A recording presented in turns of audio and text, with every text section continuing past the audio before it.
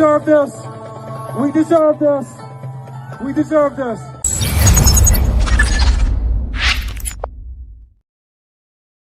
Calgary, Manitoba, Brampton, and tomorrow, Toronto. The Palestinian flag is flying all over Canada.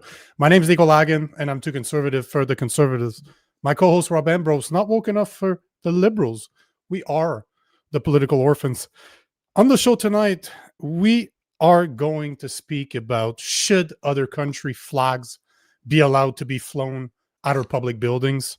Statistics Canada's latest birth rate numbers are alarming, and at 8:30 we are joined by OneBC's leader, Dallas Brodie.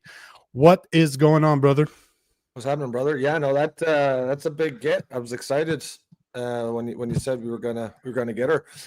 She's as I think Wolf here says, man, I just love watching her speak. Yeah, she's been dropping some truth bombs out in BC, and they hate her for it. And she doesn't give a shit. She is what we call ballsy. She has the balls that Poilievre doesn't have. Yeah, all the trans women who got their balls cut off, they sent them to her. She's got them all. Yeah, I like her. I like her. I've never spoken to her. I've just been working for 3 weeks. Ever since somebody brought her up on the show, I've been trying to get her on and was never getting an answer. But yesterday, David Craden got me a hookup, sent me the name of the people that runs her stuff. I got an answer within 2 minutes. Like literally, I sent him an email Saturday afternoon. Pop, get an email right back. And here she is. Like I offered them a bunch of times, and he responds to me at 2 p.m. this afternoon. Hey, can we do you think she can come tonight? I'm like, yeah, she can. yeah. So here she is. Yep, she is joining us at 8:30, which is very cool. I'm always happy to have always happy to have politicians show up, especially if they have the balls to speak about the real things, right? So, yeah. By the way, if you're new to the show, the whole point here is to create civil discourse. That's the reason we do what we do. So it doesn't matter that you're left, you're right, you're center, that you agree or disagree with us. Don't care. The whole point is that you join the conversation. We are trying to create a space where we can have those conversations that other platforms simply will not have. So join us, let us know how you feel, and drop a comment in the section below. So since we only have like 23 minutes before Dallas Brodie joins us, we're going to be talking about the main topics of the day, and the main topic of the day being Palestine is taking over Canada. It's absolutely insane. So I saw some videos I'm going to show you that right now. I saw some videos from Calgary. I saw some videos from the Winnipeg Police. I saw some videos from Mississauga. I saw some videos from Brampton. And if you remember correctly, Toronto is doing it tomorrow as well. So everywhere you look, it seems that the Palestine flag is getting raised. And yeah, the question of the day is simple. Do you agree, or should it be possible for other countries to just fly their flags here? I don't know if you heard the expression, but when a country flies the flags of other countries, they've been conquered. So, yeah. What do you think? I've heard there's, because of this issue, there's been some talk about just banning all foreign flags, and I think that's a great idea. Why not? To me, it's sensible, it's reasonable. They're just not even just foreign flags, but just no political flags. We don't need any politicized flags on a building that's meant to represent everybody, because that's the thing. It has to. It's City Hall, right? It's not Liberal Hall.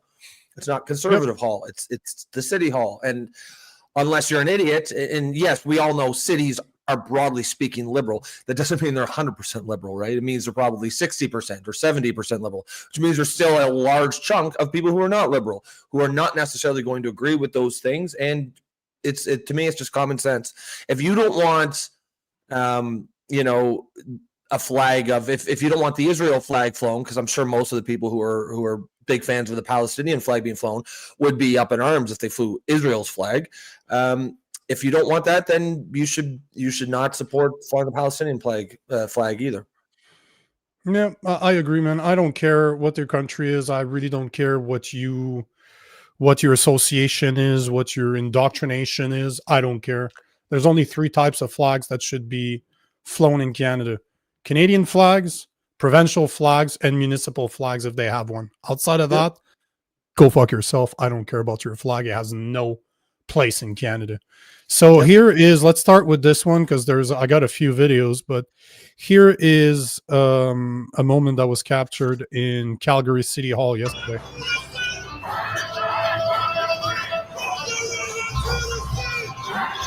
From the river to the sea. That's a neutral statement. We deserve this. We deserve this. We deserve this. Like, just the fact, I can stop there because I think we get the idea, because I got a couple of more videos I want to show. But the point of this video was for you guys to hear clearly what they're saying. From the river to the sea. So not only are we flying a foreign flag that's not even a country, but we're flying a flag of people, while people are saying from the country to the sea, they're calling for a genocide of Israel. Because for the people out there that don't understand what river to the sea means, that means we need to remove whatever is between the river and the sea. Guess what that is? Israel. The state of Israel. Yeah. However you feel about Israel, I will never call for a genocide. Never. No, it's you know, I know it's a different topic, but it is tangentially related. Remember the clearly topic we covered last remember the topic we covered last week, where the courts ruled that the poppy is a politicized symbol, and so they can't have the poppy in court. Meanwhile, those same people are going to say, but the Palestinian flag, oh, that's not political. It's just a flag. Oh, come the fuck on, man. Like, the poppy is actually not politicized. It's just a symbol of remembrance for many people. Most people have nothing to do. The only reason it might be politicized is because of stuff like that, right? If some liberal judge keeps saying, hey, it's politicized, you know that some liberal half-wits are going to start saying, hey, well, poppy's politicized now. But the Palestinian flag is objectively politicized. And I'm not even making a value judgment. You can agree if that's good or bad, but it is a politicized symbol, and it should have no place in any of the city halls. Couldn't agree with you more. As I said, Canada flag, provincial flag, municipal flag if you have one. Outside of that, fuck off. Don't care. Do not care. Don't want your flag running on a public building, because at the end of the day, this is paid by taxpayers' money. We have better things to do with our time, with our money, than to represent other countries. This is Canada after all. And I want people to take, I don't like the word pride, but I want people to be proud of Canada, because there's nothing wrong with being proud of Canada. So that's what we need to do. And by flying other people's flags, we're kind of saying that we don't care about Canada. So fuck it. If you know what? We're all immigrants at the end of the day. We all come from a different country. But why aren't you living there? Remember that. You're in fucking Canada. You left your country for a specific reason. Like, let's be honest here. You're not over there. So do you see other countries flying our flag? No, they're not. So why the fuck are we flying theirs? And beyond like just the common sense, why are we flying foreign countries' flags? It's divisive as hell. With all the political, with all the like massive partisanship and division in society today, any sane leader, whether it's a government official, federal official, municipal or provincial official, their main goal should be to unite the country, unite the people, not divide us. So to approve that, where even if you agree with the whole Palestine cause, you still have to know that it's an incredibly divisive issue. Why would you be pushing something that's so divisive? Because you're doing it on purpose. You're virtue signaling, and that's what our government does now, right? So Stu's saying Calgary, Winnipeg, Toronto City should be ashamed. Add Mississauga, Brampton, and I'm sure that somebody else in Montreal did that. But yes, Stu, as always, thanks for the tip. There's a few. I've never seen Jebediah. Jesus, Man, that was a tough Jebediah one. Jebediah saying, that's not your real name, is it? brother. Is it really? Jesus. It can't be. Did this happen in Edmonton? That was in Calgary. That was not Edmonton. That was Calgary. Coming to a city hall near you. City near you. Believe you me. But you'll see, though, what's interesting is that I have another video to show. And the reason I wanted to show this video is because it was CBC. And because the mayor of Calgary is saying, hell no. New mayor that was just elected like a couple of weeks ago is saying, no. We need to remove this. We will not allow other countries' flags to be flown. And he's pretty much saying what you're saying. He's like, this is divisive. This should not be. So let's play the video because I actually liked what he had to say. But hey, here's CBC reporting. Here's CBC talking about it. Regurgitating. Yeah. The Palestinian flag was raised at Calgary City Hall Saturday in a ceremony drawing more than 250 people. I'm very excited to be here for our historic first flag raising that many communities around Calgary have been enjoying for like a decade now. Many here say this recognition sends a message to the wider community about recognizing the Palestinian diaspora as part of Canada. All right. Raising the flag is more than just 100%. A symbol. It is a declaration. Palestinians exist. The flag raising only became possible after Canada recognized Palestinian statehood on September 20th. That's, pause that for a second. That is the most obnoxious, absurd, leftist talking point, and they do it for all of with the trans stuff. It's the thing where they say, so-and-so exists. Well, that's not even the fucking question. Yes, we know there's a place called Palestine. No one's debating if it exists. We're debating if we should be raising the flag of foreign countries, divisive political symbols on City Hall. So take that nonsense, just classic leftists, right? They just, if you're losing a debate, create a debate that doesn't exist, and then you can win that one. Yes, you win the Palestinian exists debate. Yes, congrats. But the adults are over here having a conversation about the actual debate. So, you can go sit at the kiddie table while the adults continue talking. I agree. Completely agree. Where's my video? There we go. First. This is the first time in Calgary City Hall where the Palestinian flag's being raised. And that should be the last. That's important to us. Should never happen again. It's the beginning. No, it's not the beginning. This could be the last time the flag of any nation is raised here at Calgary City Hall. The city's newly elected mayor says he intends to put an end to the practice. In a statement posted on X, Mayor Jeremy Farkas wrote, "City Hall must be a place that brings people together. Holy hell. National flags, particularly during times of global conflict, can have the opposite effect. Instead of creating unity, they can create division, exactly what you were emotions, saying, and make some Calgarians feel unsafe. How dare you in a be place right? that belongs How to all of us."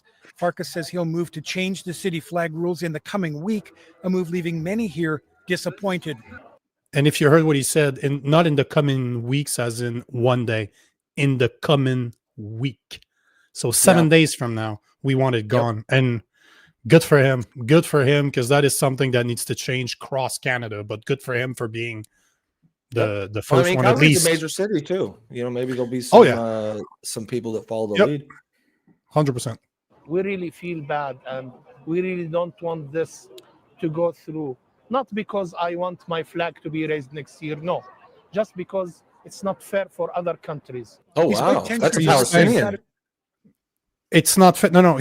If you heard correctly, he's talking about what the mayor is talking about. Lowering. Oh, okay. I thought he was talking about the raising. Oh, okay. I was going to say, wow, good job. But yeah. No. I guess it was too optimistic to think that there's a bipartisan Palestinian. So basically what he's saying, at least that's what I understand, that the fact that other countries might not be able to raise their flag is unfair because they got to raise theirs. That's why none of them should fucking be raised. Yeah, that's the solution.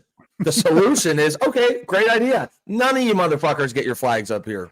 That's it. What a concept, huh? Today's event was peaceful and celebratory, with few mentions of the conflict in Gaza. 3 people opposed. Well, you don't have to mention the conflict of Gaza, you fucking idiots. We know you've been fucking putting it in our face. We never mentioned Gaza at all. Oh, it's for calling for the genocide of Israel by chanting "from the river to the sea." But we never mentioned Gaza. It's not political. They really think we're stupid. They think we're idiots. Yep. And you know what I like is the fact that there's like 250 people. That shows to you how fucking nobody gives a shit, how a very small minority of people are capable of having such a good, like such a strong voice, or such as long as it's a powerful voice topic, as long as it's a favored issue. You know what? The next flag I want to be raised is Jesus Christ crucified on a cross. Fuck you to all you people out there. If you guys have anything to say about this, fuck you. You're all a bunch of fucking. You could have 200,000 people and they wouldn't raise that. No, but that's what I want. Oh, it's not okay. You don't like it. Oh, well, fuck you. I don't care. Your problem. Suck. Go it's not suck political. one. It's not political. It's not political. It's not political at all. At all. And it's not. Plus, the funny thing is it's not to you. It's not political to Christians. It's just their religion, right? You know, Jebediah with a great commentary says, "I have no loyalty to Israel, Palestine, or Hamas. Canada only." Yeah, ding, ding, I mean, ding, really, ding, ding, ding, ding, ding. Fuck them all. It's not like dinner. we regularly say, "I don't give a shit about." Like, it's not. I mean, it's not that I don't care. Like, yeah, I care on some broad sense of like, yes, as in I care that humanity is doing well and blah blah blah. But I don't really give a shit about Israel and Palestine. I care about Canada first and foremost. Yeah, there's a comment we have to take because I have a bunch of other videos, but I think we get the point here. But Anastasia is saying, did you see Mark Carney? I didn't see that. Mark Carney get booed twice. I was just looking at the video.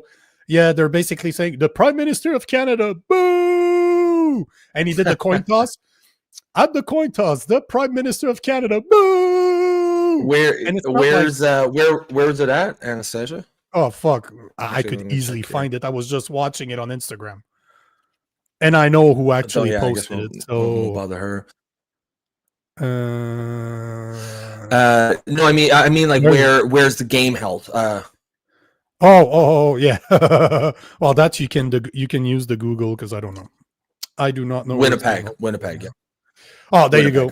Yeah. So Winnipeg, Manitoba. Oh shit, getting booed in Manitoba. Yeah, good for them. Yeah. Yeah, I mean, as you sort of so better yet a Russian flag that'll get fuckers. Yeah, why not? Right? Why not? Actually, I want to mix it both. Actually, I was thinking Russian/Christian flag.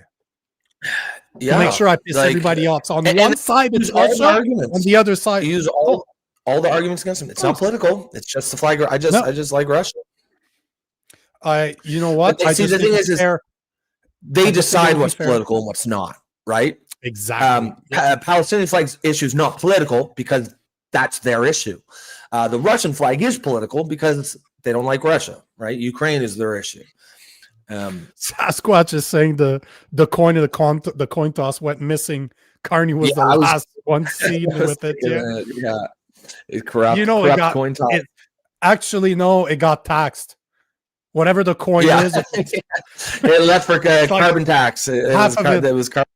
Yeah. Did you see the video? Because Mark Carney was in Montreal. I believe it was Friday. I posted that video, and he's doing the inauguration of the light rail system that has been in construction for fucking 10 years, and they're finally starting it. And there are three people. You have the PM of. Did you see the video? You have the PM of Quebec. No, I'm just laughing. It's been for 10 years. They're finally starting. Oh yeah, and you have three people trying to cut the ribbon. And everybody's able to cut it except Mark Carney. Like he's trying and he's trying and he's trying and it's just not working. Hold on, I'll play the video. Yeah, not up to snuff. I posted about it yesterday, so I know exactly where it is. But what's funny is that my caption that I put on there, just like his budget, Mark Carney doesn't know how to cut. So there you go. Look at Mark Carney. This guy's the one who's cutting the red tape. Like, you can't cut any tape.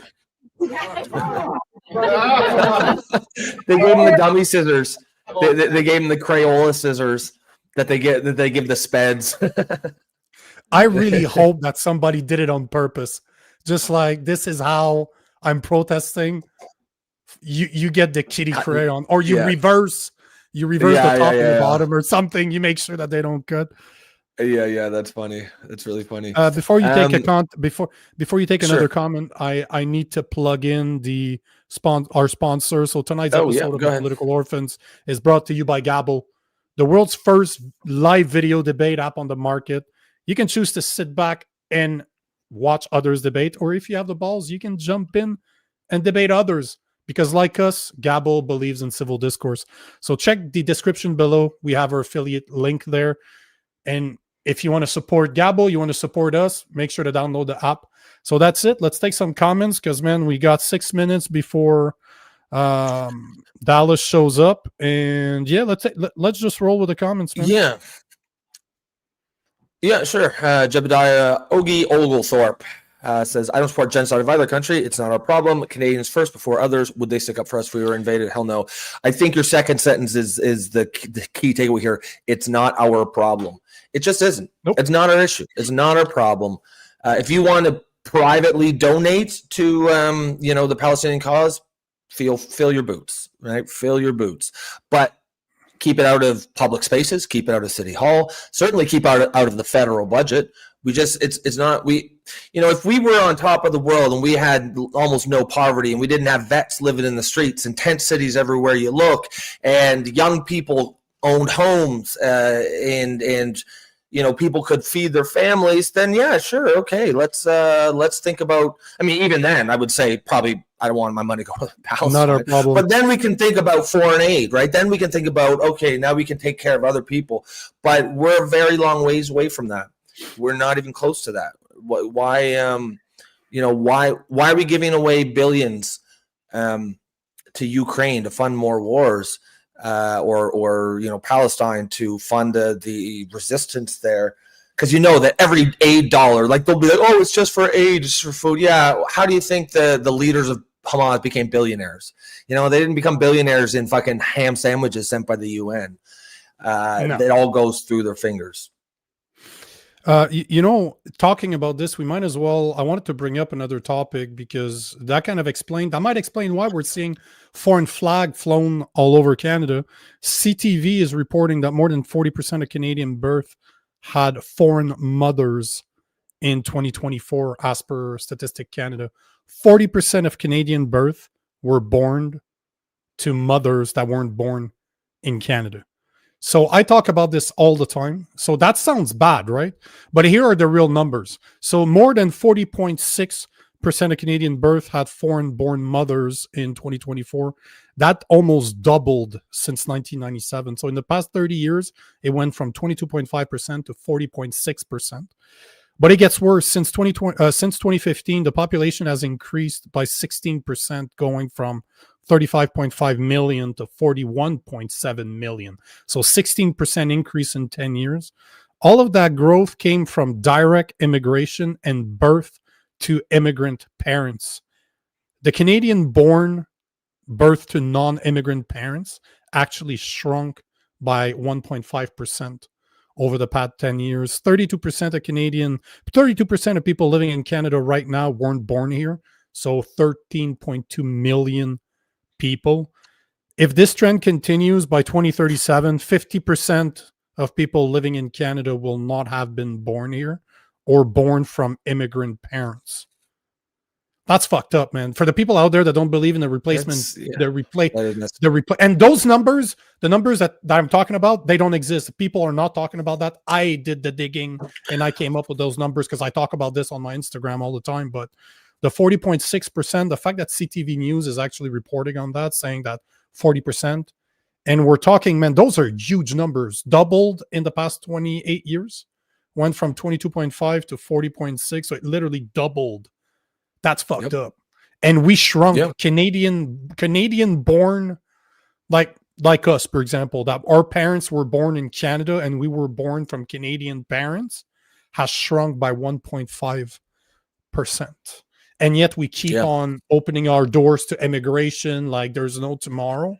So it's no wonder that everybody wants to have their flag flown at City Hall. No fucking wonder that we're paying 42.3% of our income to taxes.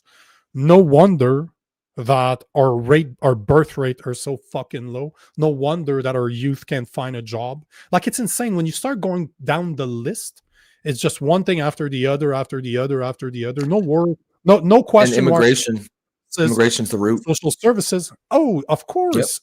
Immigration's the root of it all. You can't have mass immigration and have social services and be a social system just like we are in Canada, you can't. Because look at our healthcare. Now, did we have problems with our healthcare 30 years ago? Sure, we did, but it was nothing like what we have today.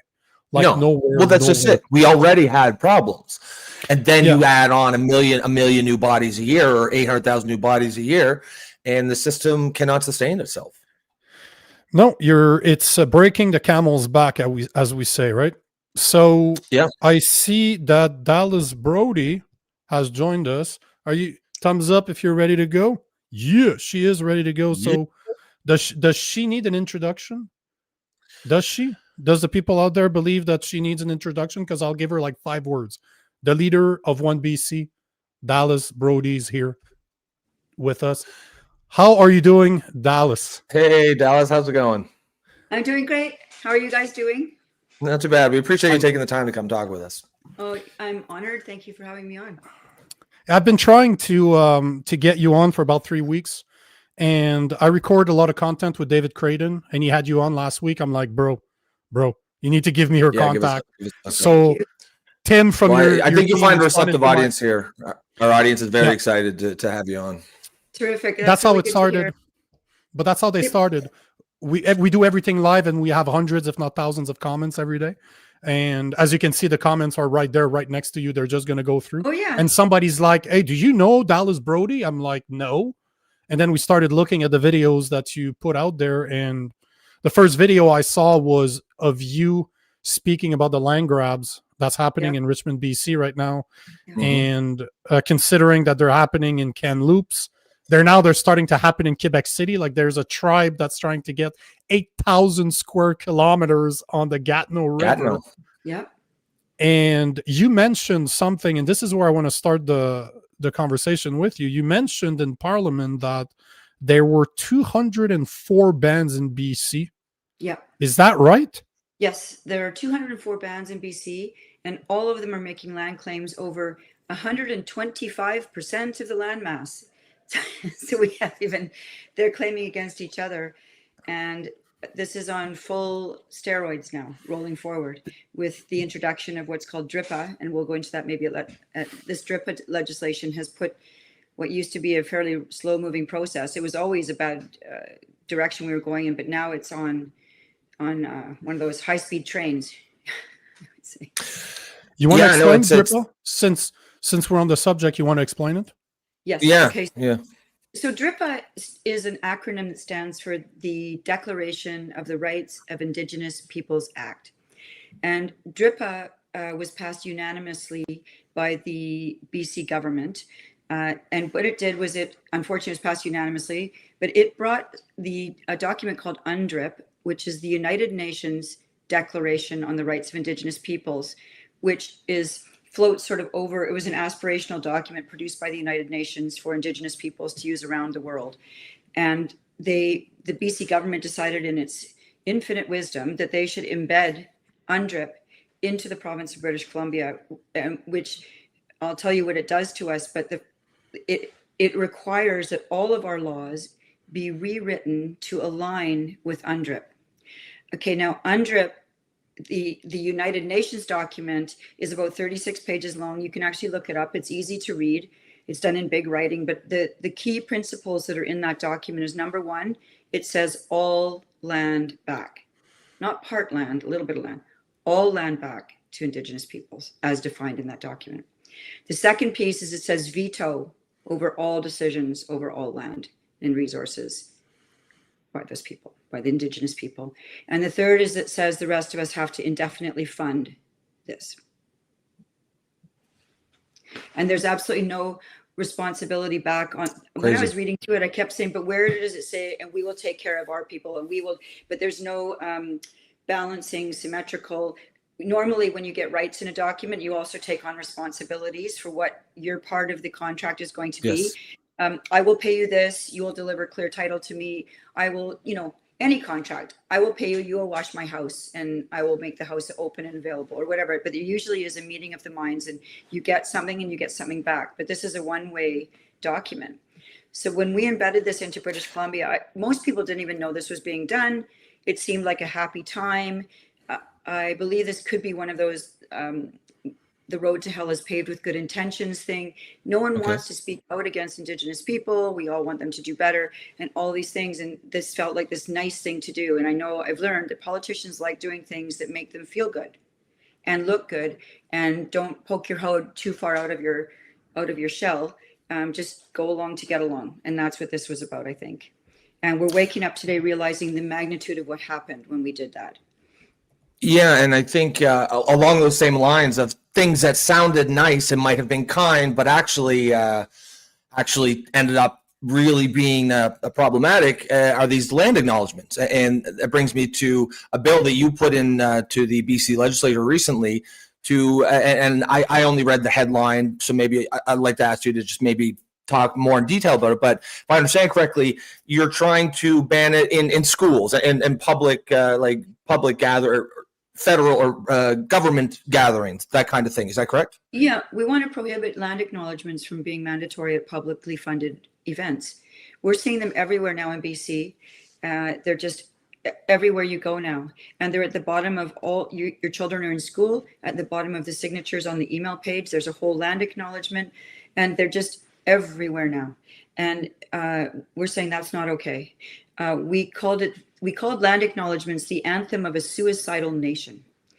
Yeah. Basically saying we apologize for even existing. We're so horrible. We stole things. We didn't steal things. We didn't steal anything. We built BC. We built Canada.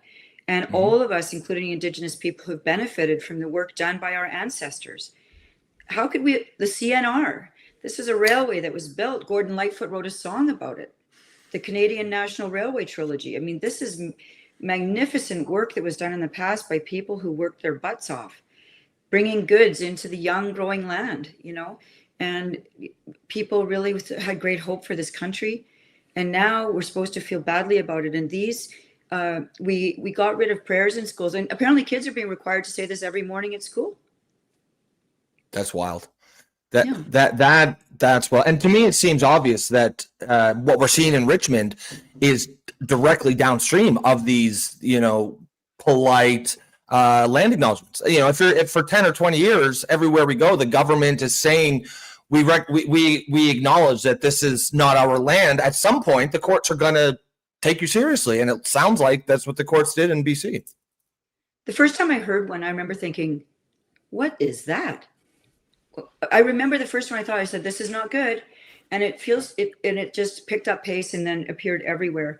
And I think that to me, it feels like a grooming process, grooming us into accepting our own surrender, our own go down, accept that we've been appalling, accept that we were horrible.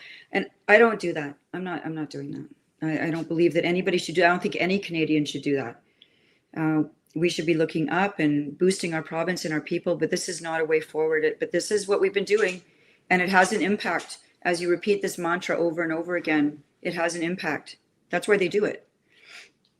So what do you think the solution is? Can we remove DRIP, UNDRIP, however you want to call it?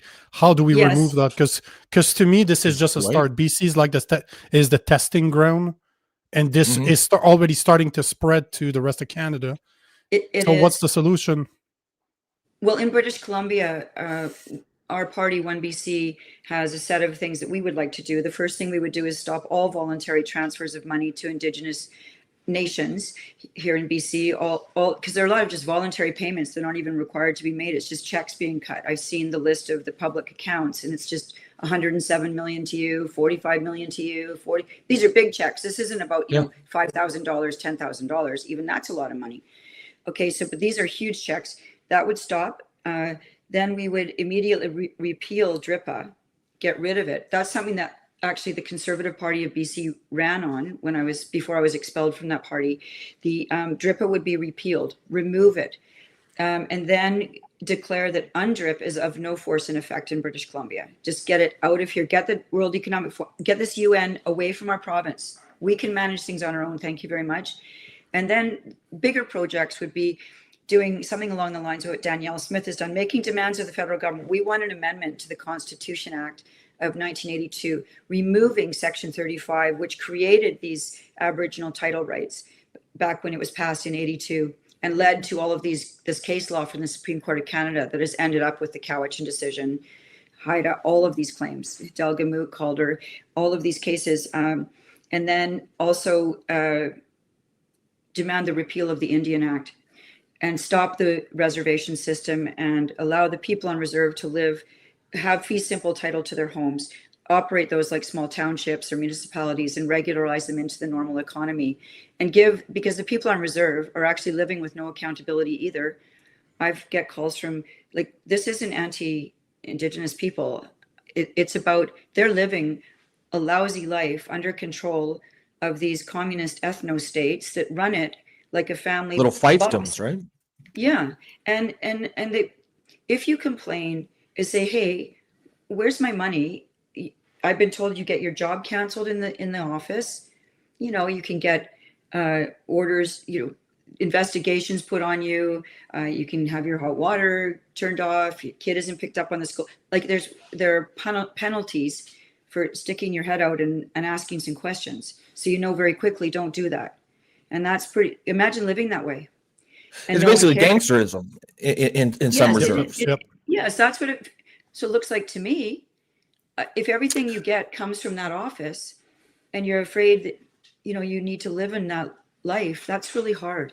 And it's not fair to them. And apparently Aboriginal people can't have title to their own house. They get a certificate of ownership, but it doesn't mean anything. They can't use it and sell it, or it belongs to the band, which means it's controlled by the chief, right? And I know there are some reserves. Basically, the chief is like the emperor and the king all rolled into one on the reserve. And if you're lucky enough to have a fair and competent chief, that's great. Your band will thrive, or your reserve will thrive. But as history shows us, doesn't often tend to be the fair and just people that rise to power.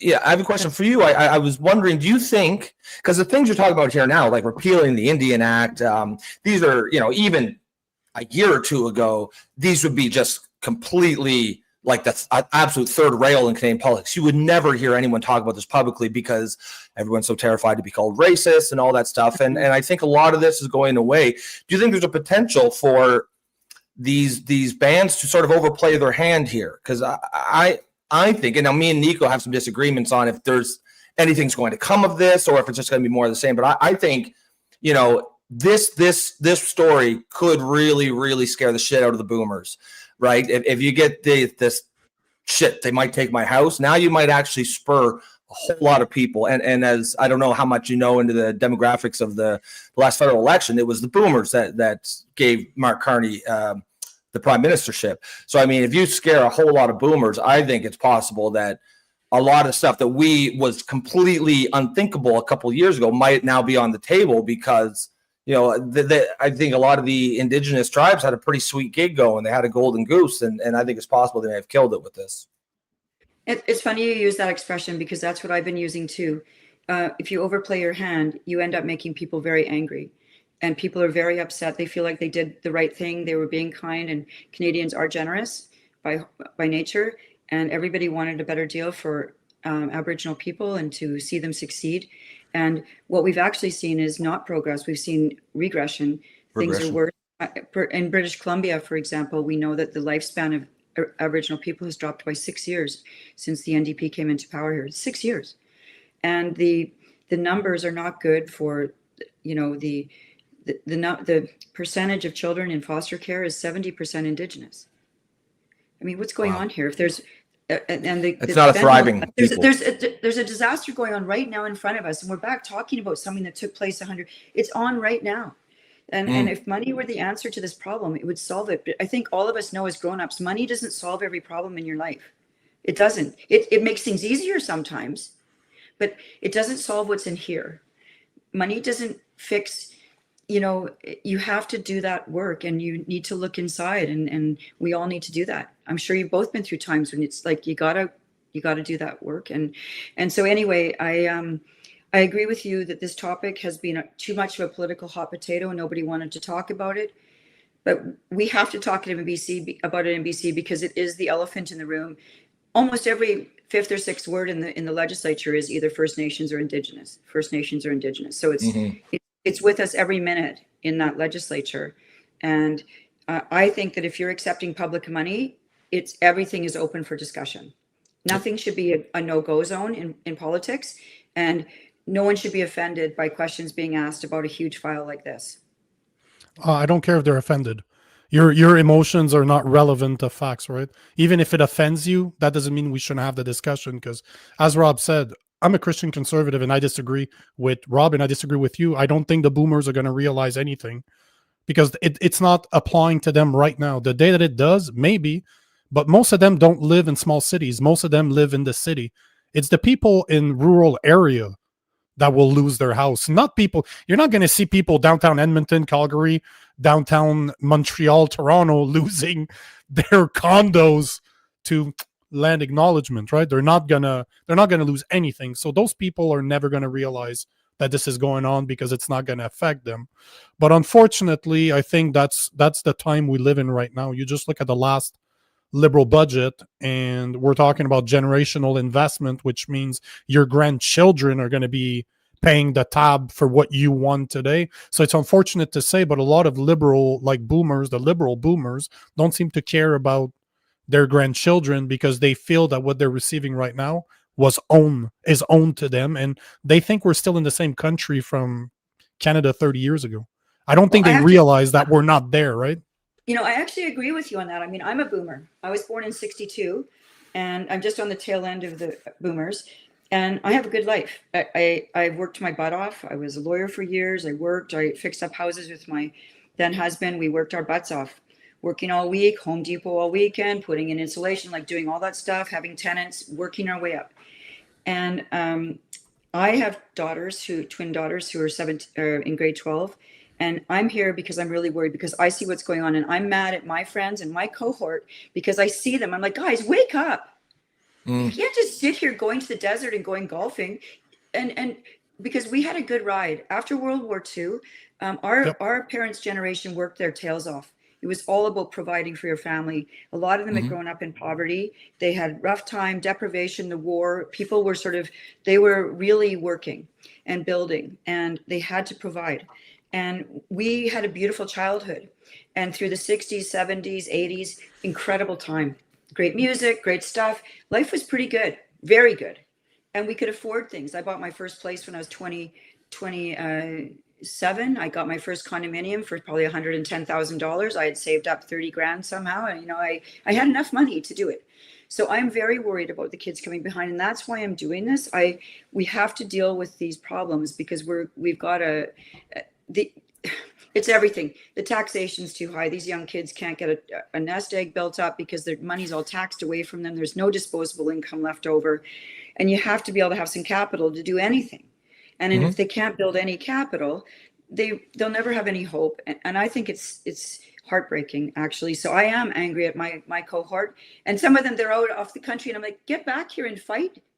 It's nice that you're down on your boat in San Diego, but come on. You guys had a good go. They'll come back to vote for Carney. They'll fly back and vote for the Liberal Party. I know, but I'm not carrying any water for those people. I'm not very happy with it, and I think that they need to wake up. This Richmond case is waking a lot of people up, though. I have to say, I knew this was coming 20 years ago. Just watching the case law. Now it's right in our face. You can't look away. Yep. We're right here. We are now looking right because now the claims are coming right into the Lower Mainland, and I guess you know about the Richmond case quite well. I'm surprised it took this. Kamloops is next.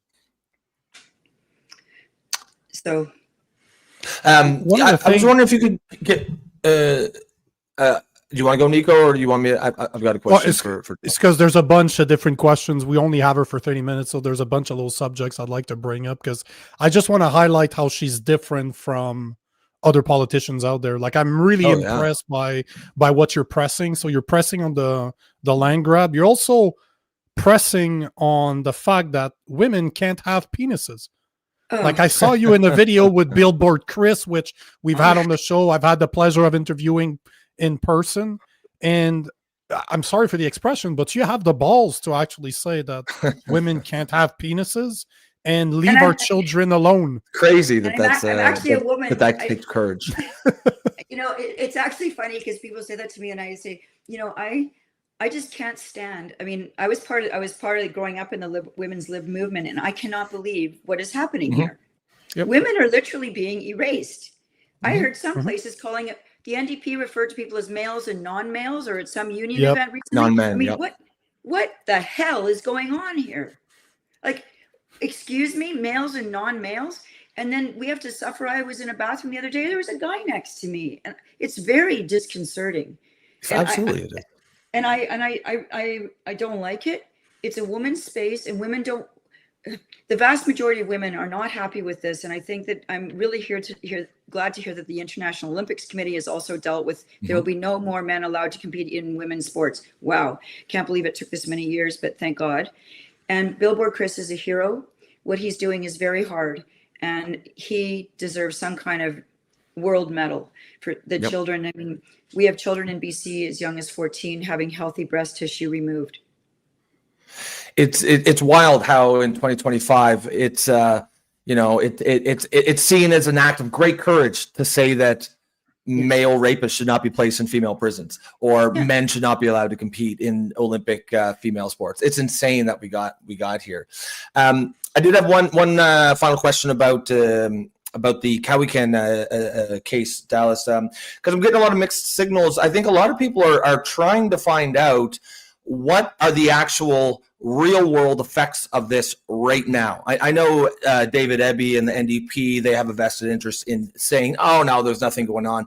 But then I'm seeing actual homeowners saying banks are not going to refinance my mortgage.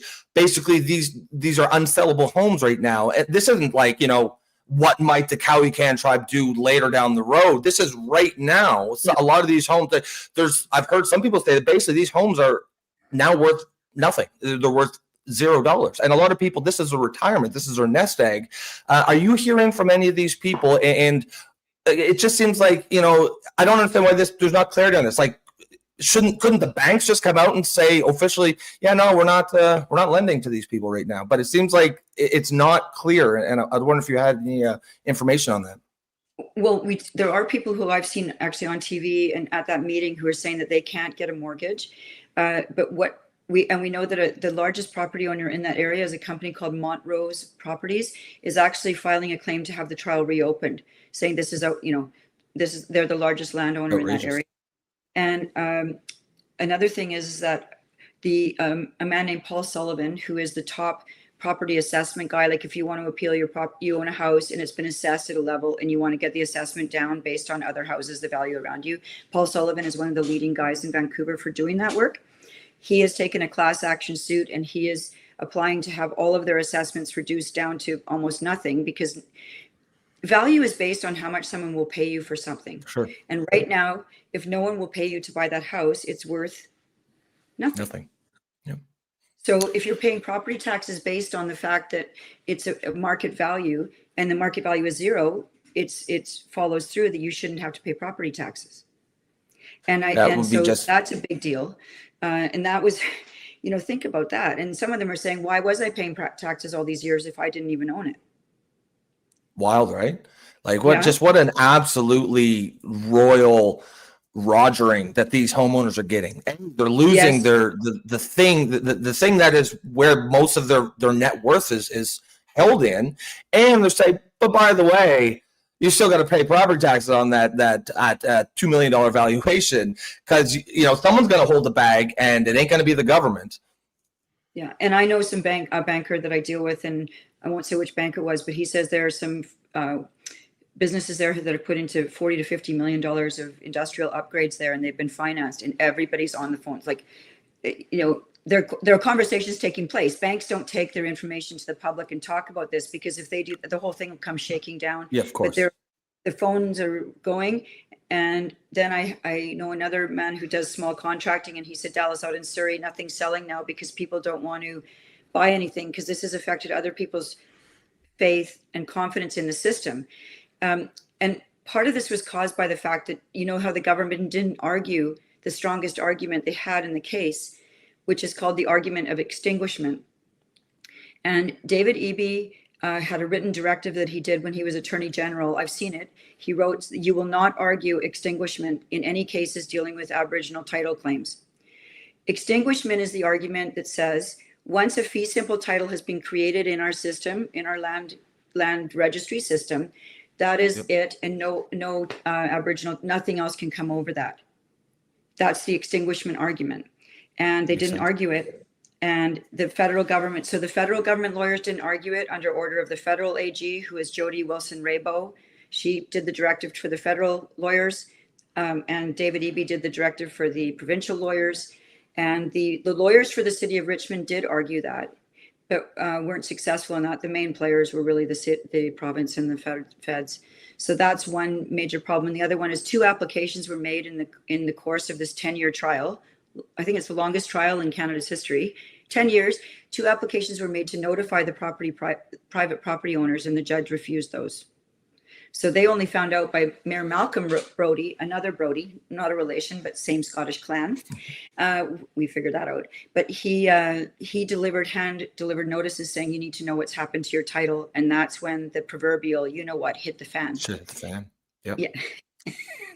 You can say it on. It's not on funny, show. but I mean, they had a huge meeting out in Richmond, and people were speaking and understandably extremely upset. So, considering what's going on, because you would consider yourself conservative, right? Like, Yes. if we were to put a term like small C conservative, not a big C conservative, but are you disappointed on the federal level of a guy like Pierre Poilievre, for example, that is not touching that one with a 10-foot pole yet? Or even the provincial level as well. Russ did. Yes, I'm very but disappointed. I feel like here I am, this beginner politician, and I can see the absolute desperation and problems that this is it's destroying our economy. Like, I can't believe that it came down to me and my colleague Tara to do this. And you should see the abuse we take in that legislative building. We've seen it is awful. I go in there, and while I'm trying to stand up and speak, I've got the NDP hurling abuse at me across the aisle, calling me names, grunting, groaning anytime I say something. It's absolutely, it's abusive. And I think to myself, I have to listen to stuff the Greens say that I think is just appalling. I don't make noises. I listen. That's their right. But it is really, and it's not pleasant to be called a racist and a denialist and all these horrible things they call me. Then they've told me that, well, she may have a point, but we don't like her tone. And I say, well, okay, God. What does tone mean? So I've actually talked to my friends, like, is it my voice? Or no, it's not your voice. It's because you're not saying the things you're supposed to. It's all bad faith. It don't matter. If your tone was perfect, it would be something else. Not like you know, one of the things me and Nico talk about all the time on the show is the only way to deal with these people is not give them an inch. Don't even accept their argument as, like, when they call you a racist, they don't actually think you're a racist. They just know it will shut you down in the public eye. The only way to beat these people is just to not give a shit what they have to say and try to appeal to the sane silent middle, or the silent majority, sorry. You're right, Rob, because even if I have to be the skunk in the room and say these things and stand up and present these bills, I'm not going to stop doing it, because a lot of people in the province want to be represented, and I have a job to do. I'm not there to be popular with other people there and make friends and go to parties. I've got to go and work. And this is a really important file. And you're right. Do you know who James Lindsay is? Amazing. He's amazing. I think I see him on X Twitter. Yes, posting and he does a lot of, he has a thing called New Discourses, and he talks about the modern struggle session, and struggle sessions were what they put you through in Maoist China when they wanted you to think rightly, think proper things, and they would force you, and they get you by, it's a slow pulling of your soul and breaking you down, and it starts with your tone is wrong. And so I've listened to him, and it's a very good way, an instructive thing for how to not, because it hurts people's feelings. It's not pleasant. I don't like it, but I've also realized, well, I guess that's the game. That's politics, and I'm going to take it, because I got kids. Other people have kids. My kids, I hope, will have kids. And you guys, I care about. I love this country. I go back generations, right to the beginning of the city. My ancestors worked so hard here, and I don't like being this posthumous defamation of the good people who built this province, this muddy place that people struggled to build roads and railways and cut down trees and build community centers and churches. You know, this was hard work, but to go around saying they were bad and evil is very wrong, and it's very destructive to our collective soul in Canada. We should be proud of Canada. And I think a lot of Indigenous people feel the same way. And it's just that there's a way of making money off of this current structure, isn't there? Of course there is, and you can clearly see they're doing it. But the question I wanted to ask about the Conservative Party is, are you disappointed in their overall politics? Because it's not the land grab that's happening in Richmond is just one of the many things that they're not approaching, but the fact that women can't have penises is also something that they don't have. Literally, Pierre Poilievre does not have the balls to say that out loud, and that could have won him the election. If he had the balls to say that, he would have won. But you have a politician like you that is not a career politician, that is a lawyer, that's well-spoken, that's well-researched, that's ready to say what needs to be said, that's ready to flip tables, if you will. I see that you have a cross around your neck, so I know you understand what I'm saying. Go into the temple. Exactly, and that's what's needed right now. If there's one thing I talk about all the time is I wouldn't even flip those tables. I'd break those tables and flip my middle fingers saying, sure, you guys are wrong. You want to take me out of Parliament? No problem. No problem. I'm not going to stop. And it seems to me that that's what you're maybe not with the fingers. Obviously, we're not the same. But it seems that that's what your plan is. And is that something that you would like to see reflected throughout Canada? Would you like to see politicians out there that are people, just regular people that do public service because they have to, not necessarily because they want to, but because it needs to be done, and not career politicians? Yes. I would like people who are citizens, who have been in business before, and they know, and they've got a skin in the game in this country, and they care, and they want to improve things and really work hard. I am very disappointed in the federal government. What is so hard about saying that men should not go in ladies' rooms? I mean, a man wearing a dress is not a woman.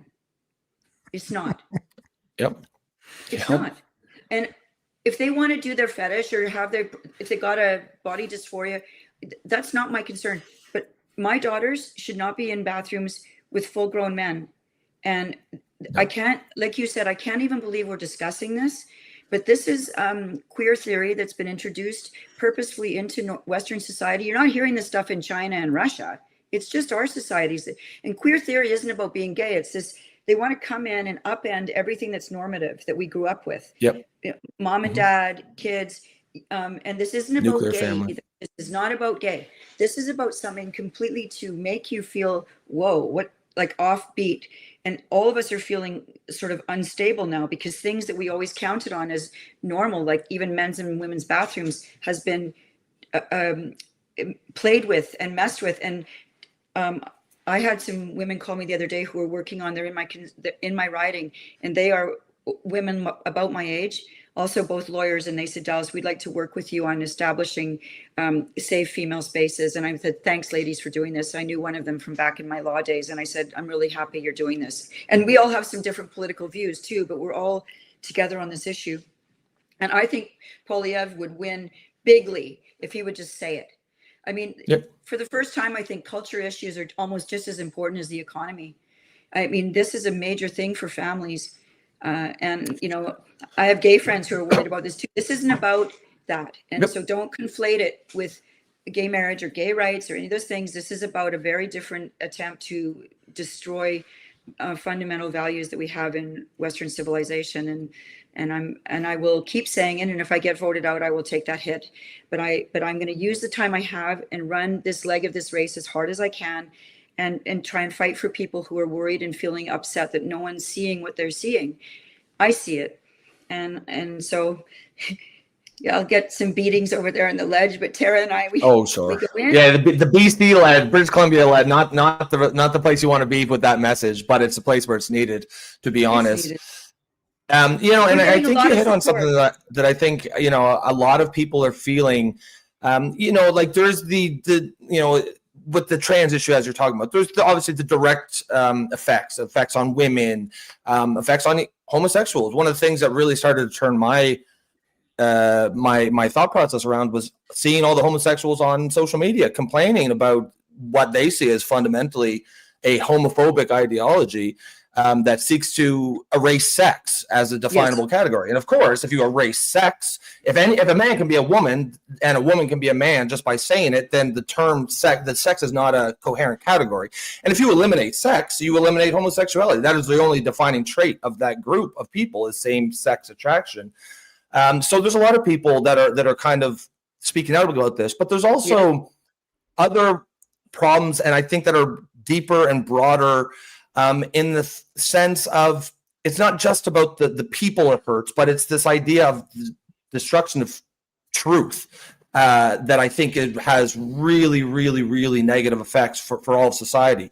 Because if you can destroy the concept of a man and a woman just by using words and verbiage, then I mean that human beings, we need an anchor to ground ourselves, to tether ourselves to reality. And if you can uproot something that's fundamental as human sex, babies can detect the difference between a male and female face. They show a preference for a female face as soon as they're born. This is built into our DNA, is sex detection. And to uproot something like that, I mean, it has to have massive downstream psychological effects on the entire species. And I think you're seeing that with this explosion in anxiety rates, depression rates, and I think to tie this into the sort of cowie can issue that we're talking about, one thing that I think these activists really understood is how important language is. And I think we need to understand that when we go back and fight against this. Like one thing they went at the beginning of this fight back in probably 2015, when the trans stuff really took off, before it was even a debate in public, they went to the newspapers and the media and they started training them and brainwashing them on pronouns and creating style guides. And, once the media starts calling men she, her, right there, that's 90% of the battle, right? Like every time you call a man she, her, you make it that much harder to tell that man he doesn't belong in the women's bathroom. And just by changing the language, they have effectively changed the reality. Now, they haven't actually changed the reality, but they've changed the perception of reality. And I think the land acknowledgements is the same thing. Just by, like you said, what was meant to be polite kindness, but it's language, and language is powerful. And you eventually start telling everyone that this land belongs to the indigenous tribes. Eventually, they're going to stand up and say, yeah, it does. Give it here. And apparently that's what's going on. That's correct.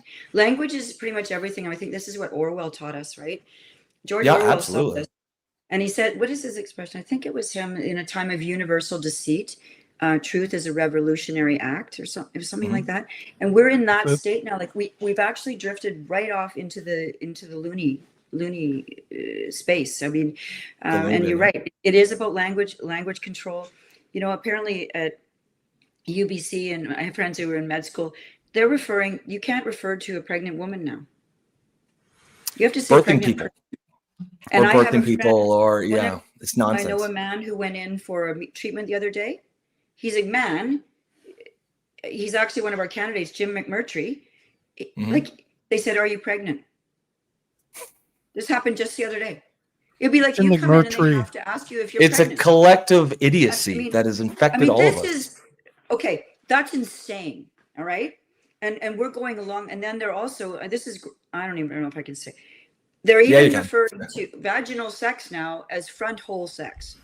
Yep. Okay. Yep. So or a bonus is how hole. Gross it's gotten. Okay. And we're teaching kids about sex at ages that is just so sad, because they're just little tiny bunchkins, and they should be playing out with their friends on the teeter-totters, and they shouldn't be learning about these things. And it's heartbreaking for me. And anyway, I'm motivated to keep going, and meeting with people like Billboard Chris, it really gives you hope that we can get this, things. I do believe there's a turn happening. I think so too. I'm hope. Optimistic. The Olympic Committee announcement was great. The case in the UK where the top court in the UK declared that a woman is a woman. That was nice. Well, I mean, telling the truth. The truth is a revolutionary act, the court right? says that we're women, and but I can no sooner become a man than fly to the moon. And my dog, a female dog, could no sooner become a male dog than fly to the moon. It's just. Well, it's funny when your male dog gets neutered, no one perceives him as a female dog now. We all understand he's just a neutered male dog. But when a male cuts his penis and balls off, now he's a woman. It's nonsense. It's deep and it's been embedded. But if I had my dream come true and I would premiere for a day, I would say the first thing I would do is pull all of the DEI and all of this crazy language out of all the courses, like Root and Rant, just pull it all out, stop it, go back 5 years and revert to that. And we're not doing this anymore. And people who are having body dysphoria, they can go to get their help there, but you don't need to ask a man if he's pregnant, okay? When he's going in for a blood test or whatever Jim was getting. We don't need to restructure society to deal with the 1% of people who are mentally ill. It's just, it's a nonsense way to structure society that way, right? No, it's not good. And, yeah, it's not good. We have to have a basis and a normalcy, and people say, oh, but you're being heteronormative, and I'm like, well, yeah, because that's the way most people live and want to be, and that's okay. And I mean, a lot of these things were started to quote unquote stop bullying, and I just don't think that's what it's about at all. I mean, this thing exploded out of the States. There were 3 billionaires in the States who pushed this trans thing. Martine Rothblatt, who used to be Martin Rothblatt, the one who founded SiriusXM, he goes back to, is now Martine. And then there's Jamie Pritzker, who became Jennifer Pritzker, another billionaire, the Hyatt Hotel fortune. And the other one was John Stryker down in the States. And in the last 5 years, they've been funding all of these trans clinics. There used to be maybe one in the States somewhere, and now there are hundreds and hundreds. And it's big money now. And once these people are on these things, they're pharmaceutical clients for the rest of their lives. Did you know that? They have to take drugs for the rest of their lives and do other things. Permanent medical patients. So, I mean, these cultural issues are super important. And there's something called SOGI in BC, the Sexual Orientation and Gender Identity Program that they've pushed into all the schools. That was also introduced in 2016 as an anti-bullying program. So everybody voted in favor of it. Oh, yes, we hate bullying. And it's become just this off the rails thing again. There are children being socially transitioned at school behind their parents' back. So your child, you think her name's Sarah, and she goes to school and they're calling her Sam. And it's been going on for 2 years and the parents didn't know. Okay, so what bothers me about that? Well, this is a disaster. What do the teachers know? You're the parent. And when things go badly later, no one's there to help you. It's back to the parents to fix this mess that you've made, right? I don't know if you guys have kids, but kids need solid parenting and, so. 100%. So I would love to, just see more politicians just take the risk, speak out, say what you want to say. Don't be worrying so much. What's the worst that can happen? You get voted out.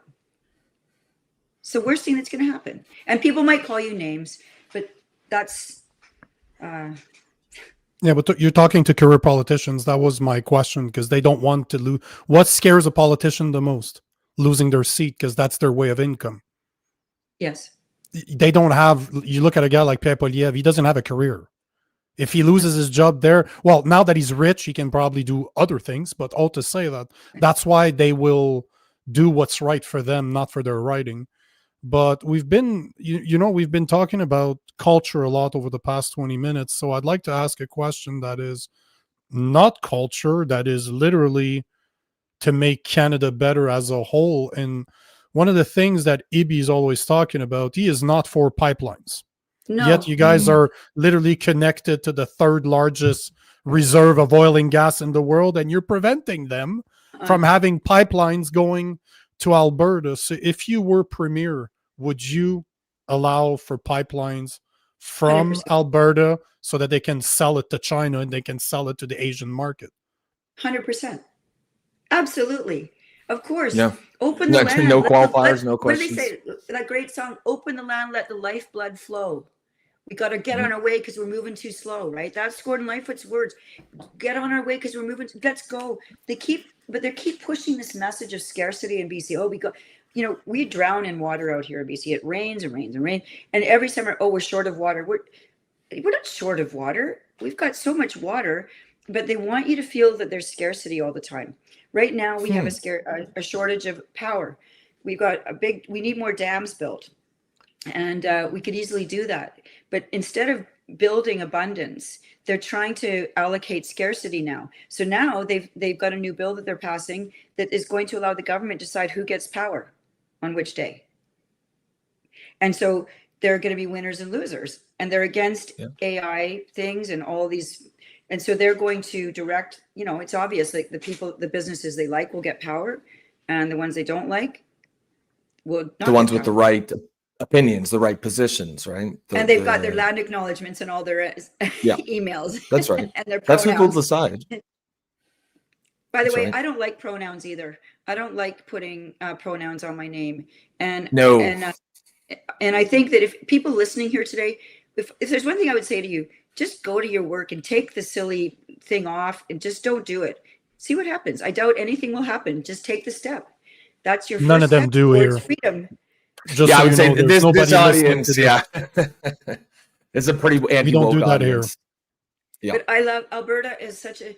But I actually think I don't know if you know about the Tides Foundation out of the United States, but they've been involved in BC politics for a long time, and their goal has been to shut down what they called the tar sands, the Alberta oil sands. And I believe the whole plan was to landlock Alberta, right? Mhm. And then Because then you you can know, accept. yeah, I mean, it's an effort to shut down the coastlines using the cover of the Indigenous bands. I mean, it's all working together, right? And our economy right now can't develop because of the stranglehold of the environmental consultations and the Indigenous consultations. So we can't get anything done. I mean, and business is literally going elsewhere. Literally, we're having sawmills. People can't get fiber for their sawmills, even though we've got trees galore, like trees everywhere. But we have to import fiber from the United States. Can you believe that? Have you ever been through BC? It's nothing but trees. Crazy. But we're importing Crazy. from the States. And to me, that's just crazy. And you can do things environmentally safely, but we need to use our resources. BC was built on those, you know, these primary industries, fishing, canneries, forestry, mining. The last time I spoke to someone who does a mining executive, he said in Chile, it takes 2 years to get from application to starting the mine. Here it's 12 to 15. And sometimes you get partway down the line and the band changes its mind or the environmental regulations become ridiculous and they just bail. And any business person, is, I'm sure you guys have run businesses before, you have to assess risk and, you know. Yep. And the end result is businesses just won't even bother. They just, you know, they'll just say, why do it? And as you say, perhaps that's the intention. Now, a lot, that is, well, I believe there seems to be a desire to turn BC into a park. That's what it feels like to me, just a park. Ridiculous. And, ridiculous. You know, for the first time in the history of British Columbia, we have a net outward migration. 73,000 net left BC last year. And I have a friend who's a tax lawyer who told me that. I said, so what are you doing in your tax stuff these days? I said, are you getting very many people leaving? He goes, all day, every day. All day, every day. I'm like, really? He said, yeah. It's, you know, they want tax plans to get out and go. They're going to Arizona, Texas, you know, Montana, like, but Texas, Arizona, Florida, very popular, apparently. Wow. Arizona's great. So do you have, never been? And Alberta. Do you have in the US? Go ahead, Nico. Pardon me, Nico. Nico. I spent a lot of time in the US. I spent a lot of time in Arizona, Texas, Alabama, and I understand why people don't want to live in Canada, because I can tell you, if Bill C2, C8, C9, C63 pass, I'm out. With what I do for a living, I'm out because I'm going to be jailed. So I understand why people are leaving, unfortunately, but it's unfortunate as well that it is all through policies. This is not I would say that we have the most untapped natural resources in the world when it comes to the country. We are the second largest country in the world. We have the most untapped natural resources, and the only reason they're still in the ground is because of 10 years of liberal policies. That's correct. Let's call a spade a spade.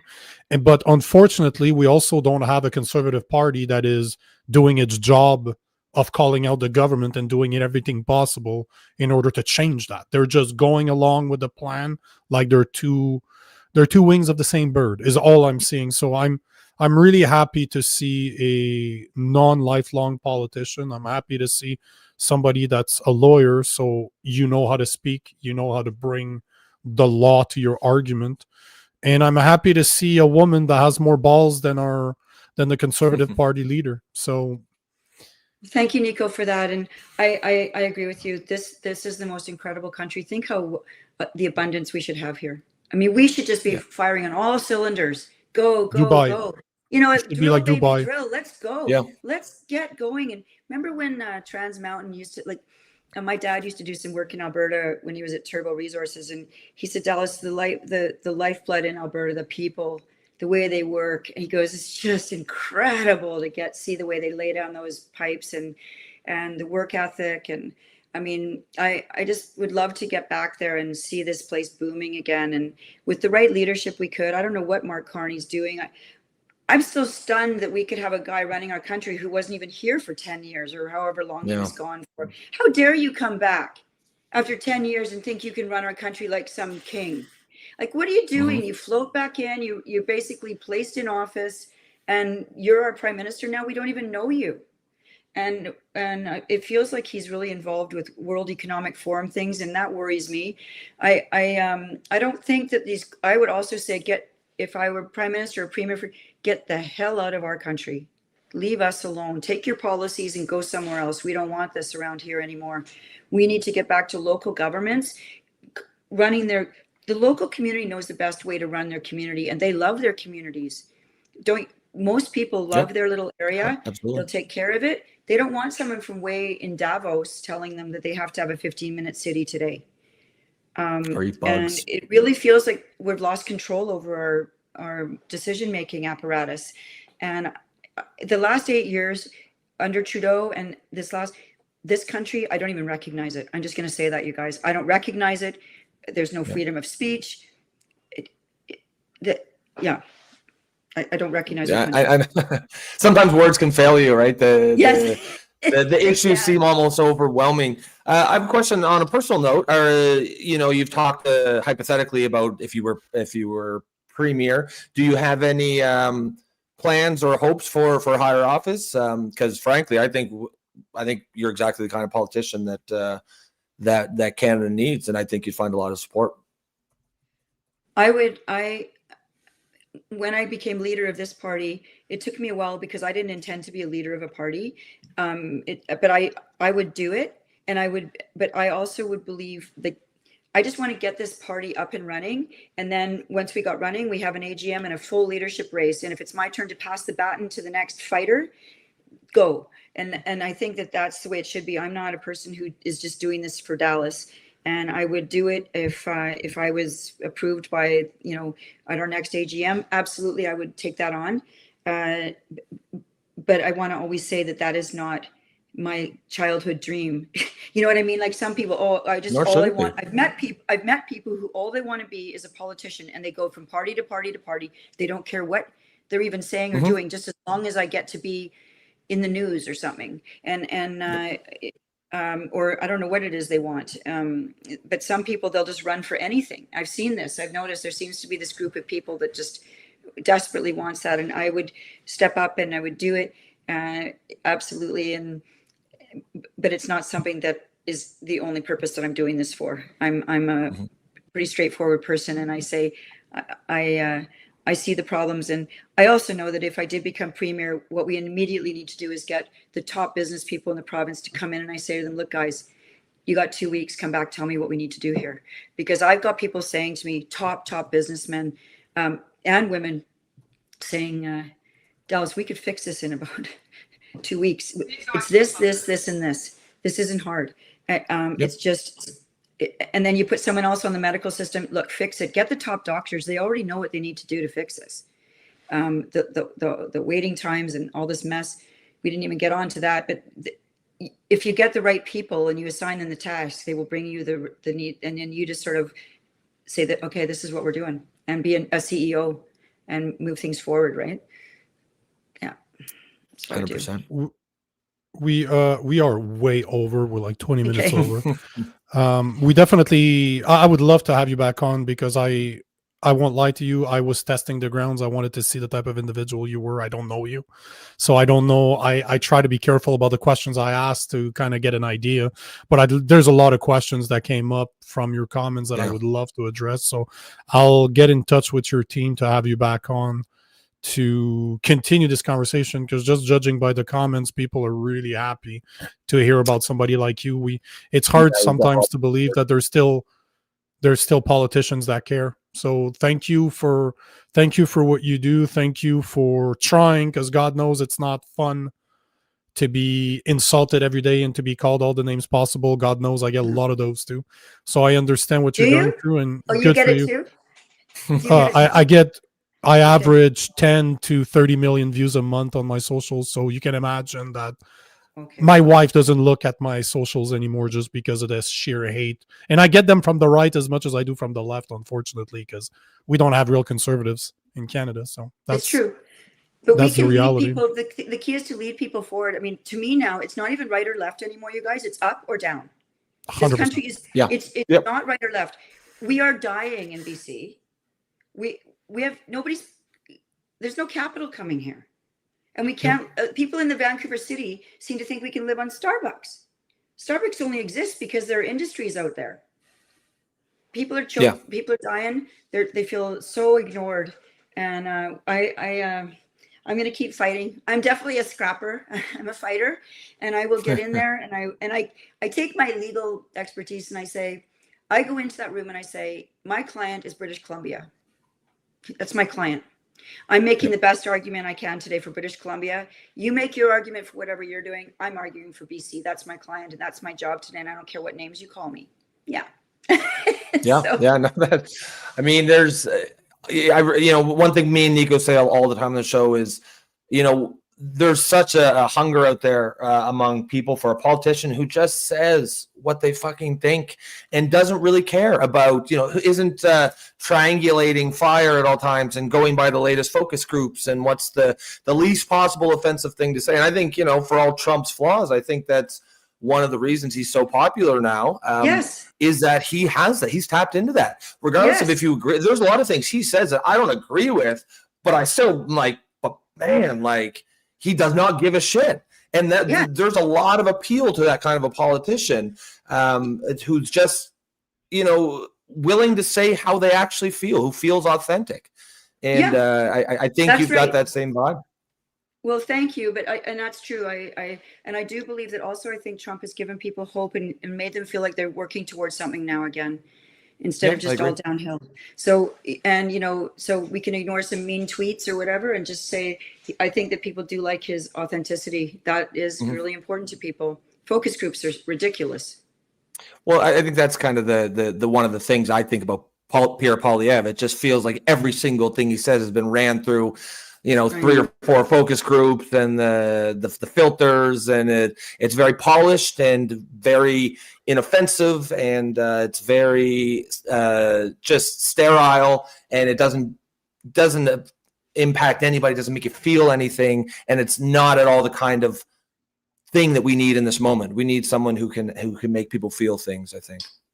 Hey Rob, don't you think partway through the campaign, it seems like he got adjusted? Like, I thought he had edge and he was being authentic for a long time, and then I think they got to him and said, you can't say this, you can't say this, and he felt like he had his wings clipped badly. That I just felt that. I didn't know it specifically, but it felt. And I think that's on him for allowing that to happen. Right. You're right. Like we were talking about earlier, the only way to be is just you can't give those people.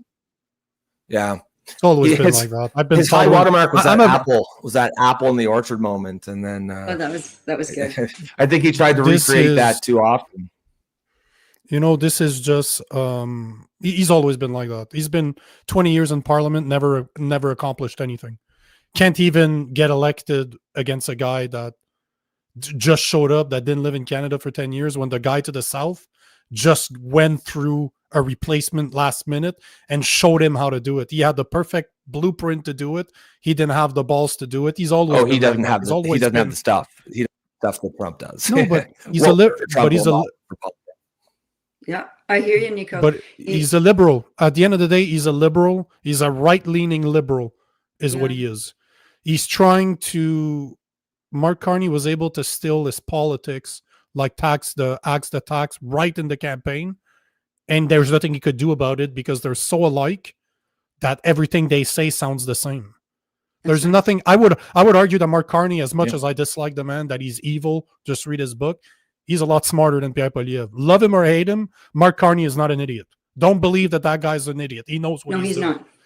But we are being played, and it's unfortunate. But again, we're gonna have to end it because we're definitely over. But we'd like to have you. I definitely like to have you back on. I would be honored to come back on with you guys. I would love to come on. Thank you. And I can tell you there's somebody that I know that's going to reach out to you that has a massive platform too. He's been trying to get you on, and now that I got you on, I will put him in contact with your team so that you can have him on. But yeah, I would love to. Good job. We won't have as much fun as we did on this show. When I first started, I was super nervous to do these things, and now I'm really comfortable with it. So anytime, just let them reach out. I try and make room all the time to do these things, and super important that we get around the mass media because they control the message a lot too. We didn't even get onto that 100%. Tonight, so let's do that next time, okay? Because I got 100%. lots to tell you about that. No, absolutely. As Nico said, a lot of things that you were saying, I was thinking of things that I wanted to go off on, but obviously we're kind of time constrained and we had to stay on topic. But thank you so much for your time. You definitely fit in perfectly around here. I think thank you. A lot of things you're saying, honestly, are things that me and Nico have been saying for a long time. I think we're all on the same page here. Yep, we can turn this around. We're going to. Okay, I believe that. Thank you, gentlemen. Absolutely. I appreciate that, Dallas. Thank you so much. Have a good day. Okay, bye-bye to your audience. Bye. Bye. Take care. That is Dallas Brodie, the leader of OneBC party and persistent pain in the ass or thorn in the side of David Eby out in BC. She's doing great work out there. What'd you think? Oh, I like her. I knew I would like her already. Great. Just to say, she's well spoken. She's well spoken. She doesn't sound like a lawyer. That's another thing that's great. If you listen to her speak, she doesn't sound like a lawyer.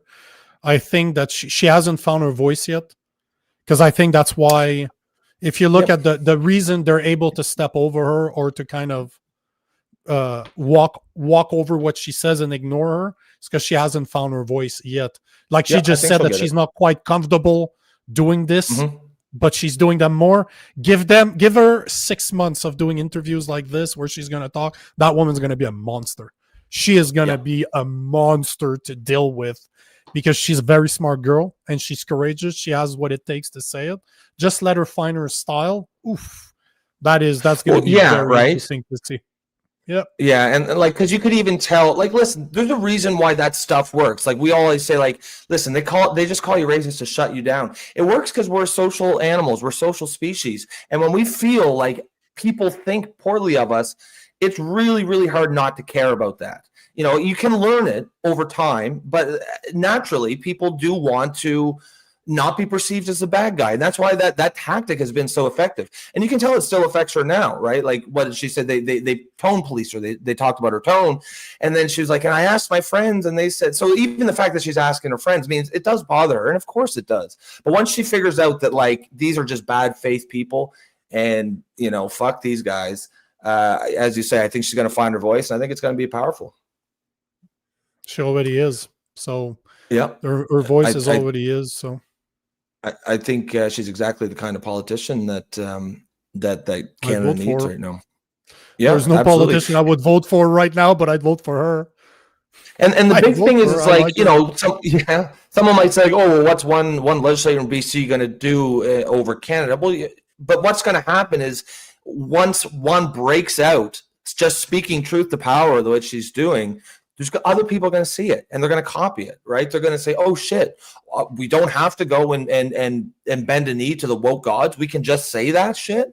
And eventually, you might actually see some real turnaround. There's one of my favorite movies is Carter, like Coach Carter. And at the end, the guy recites a speech to Samuel L. Jackson. And he basically, obviously, I'm going to paraphrase. I don't remember the actual quote itself, but he's basically saying that when you allow yourself to shine, you allow other to do the same. And that is exactly what people need to be. Just, you know, how do you remove darkness? Turn the light on. Takes one person. One person to light a room. One person, and then people get inspired. They see what could be, and people get inspired. They get motivated to follow, and that's what I'm seeing in her. So I'm really looking forward to seeing her do more. I'm really curious to see her getting her feet wet, doing more interviews, being louder in Parliament, start flipping tables, because I'm ready to bet she's a Christian. She has a cross around her neck, so clearly she's a Christian. So this is what we need, man. We need Christians in Parliament, and I'm happy to see somebody like her in BC. I mean, good for her. I'm not one, and I agree with that. I agree. Yeah, but you don't need to be a Christian to want to live under a Christian society, right? That's right. Cultural. As that guy said, I'm a cultural Christian. Maybe not a theological one, but a cultural. That was Jeff Evely that said that. Yeah. I like the way he framed that. All right, guys, we're going to put a pin in it there for the night. Hopefully, you guys enjoyed that interview. I think, pretty sure you did, just based on all the comments that were coming in. Obviously, you know, when we have a guest, we can't get to the comments as much, but I could tell that you guys were really enjoying that chat. I certainly enjoyed it. I think she enjoyed it. It was very informative. I'd love to have her back on. So hopefully you can get in touch with the people and get that sorted out. Other than I'd that, love folks, to see her on the mashup too. She would be great on the Saturday night mashup. That's what I was thinking. Oh, the next mashup, I'll have her on. Oh, yeah, that'd be a huge ratings draw too.